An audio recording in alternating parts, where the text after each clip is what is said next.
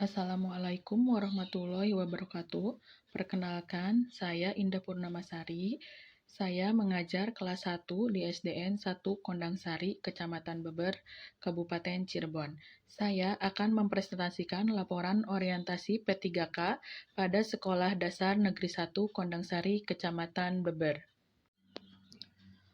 Latar belakang dari orientasi P3K yaitu yang pertama, Undang-Undang Nomor 5 Tahun 2014 tentang Aparatur Sipil Negara atau Undang-Undang ASN. Yang kedua, PP Nomor 49 Tahun 2018 tentang Manajemen Pegawai Pemerintah dengan Perjanjian Kerja atau P3K. P3K berhak mendapatkan pengembangan kompetensi dan orientasi mengenai nilai-nilai ASN. Maksud dan tujuannya, pengenalan fungsi dan tugas ASN, selanjutnya pengenalan nilai dan etika pada instansi pemerintahan. Waktunya dari mulai tanggal 13 sampai 20 November 2023, kemudian mencakup sikap perilaku bela negara, nilai-nilai dasar ASN, kedudukan dan peran P3K untuk mendukung terwujudnya smart governance. Nilai dan etika pemerintah Kabupaten Cirebon.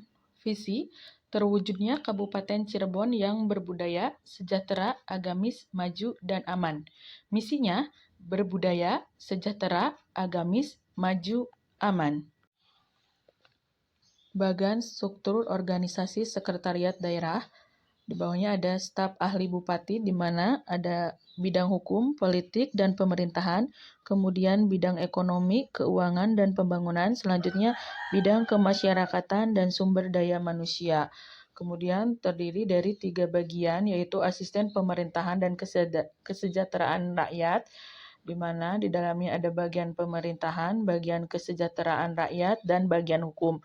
Kemudian asisten perekonomian dan pembangunan, ada bagian perekonomian dan sumber daya alam, ada bagian administrasi pembangunan, dan bagian pengadaan barang dan jasa. Kemudian yang ketiga, asisten administrasi umum, ada bagian umum, bagian perencanaan dan keuangan, bagian protokol dan komunikasi pimpinan, serta bagian organisasi.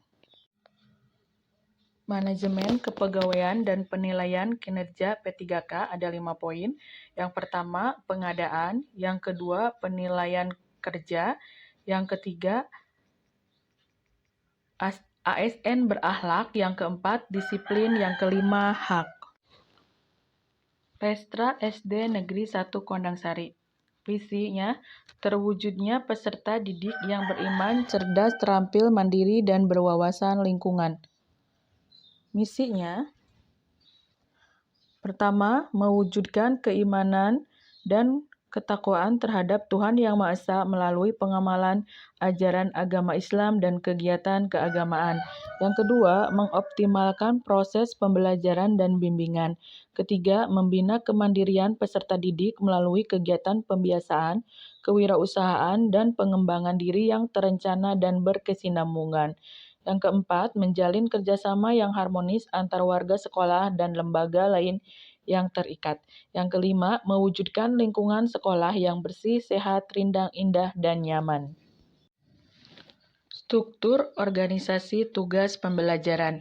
Ketua Komite Sekolah Rudi Cahyadi, Kepala Sekolah Hajah Teti Herawati SPD, Guru kelas 1 AB Indah Purnamasari, Guru kelas 1C Ikrimah Eka Putri, Guru kelas 2AB Mumung Panji Rusadi, Guru kelas 3A Aan Priyono, Guru kelas 3B Tatang Kunaepi, Guru kelas 4A Rudi Iskandar, Guru kelas 4B Enyayah Medrika, Guru kelas 5A Messi Kristifani, Guru kelas 5B Vivo Nugraha, Guru kelas 6A Iis Yuliana, Guru kelas 6B Citra Bestari Putri, Guru PJOK Nova Suci Febriani, dan Guru PAI Patihatul Kitab.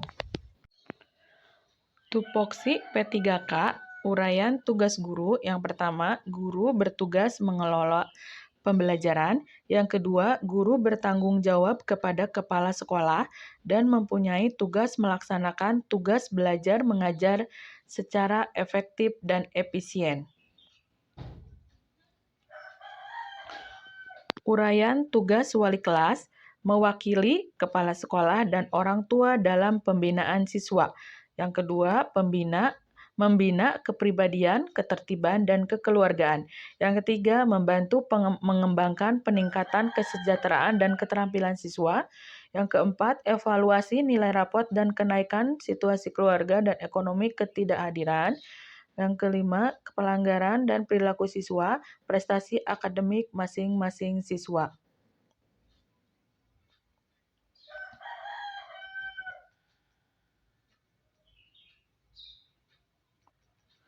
Tugas dan tanggung jawab guru, yang pertama menyusun minggu efektif, menyusun program tahunan, menyusun program semesteran, menyusun silabus, menyusun RPP, menyusun program remedi dan pengayaan, menyusun program analisis ulangan harian, program pembelajaran, ulangan harian, ulangan tengah semester, ulangan kenaikan kelas, ujian sekolah, dan asesmen nasional.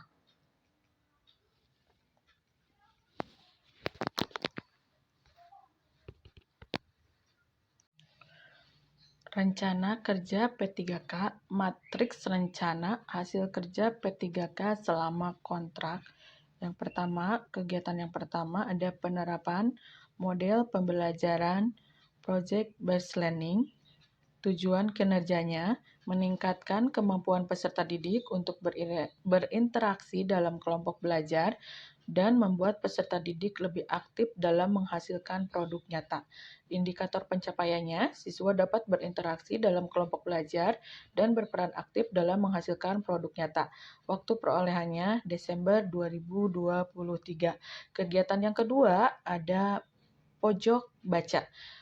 Tujuannya dapat meningkatkan minat atau budaya baca peserta didik dan mengenalkan keberagaman buku bacaan yang dapat dimanfaatkan serta memberikan pengalaman membaca yang menyenangkan. Indikator pencapaiannya dengan adanya buku-buku yang beragam di pojok baca, peserta didik dapat meningkatkan minat atau budaya baca dan timbulnya kesadaran akan manfaat dari bacaan. Kemudian, waktu perolehannya Januari 2024. Kegiatan yang ketiga ada pembelajaran menggunakan media video. Tujuannya mewujudkan pembelajaran yang interaktif dan menyenangkan sehingga peserta didik tidak merasa bosan atau jenuh. Indikator pencapaiannya melalui video yang diputar saat pembelajaran, siswa fokus terhadap materi yang disampaikan. Waktu perolehannya Februari 2025. Kesimpulan, yang pertama, memberikan kesempatan kepada ASN P3K untuk melakukan pengenalan terhadap tugas pokok dan fungsi sesuai dengan tujuan rekrutmen. Yang kedua, masa orientasi akan memberikan pemahaman dan pengenalan bagi para ASN P3K pada tugas dan fungsi serta visi dan misi. Yang ketiga, sebagai ASN P3K di lingkungan pemerintah Provinsi Jawa Barat, perlu diberikan pendampingan agar dapat menyesuaikan diri dengan nilai-nilai dan budaya kerja pemerintah Provinsi Jawa Barat.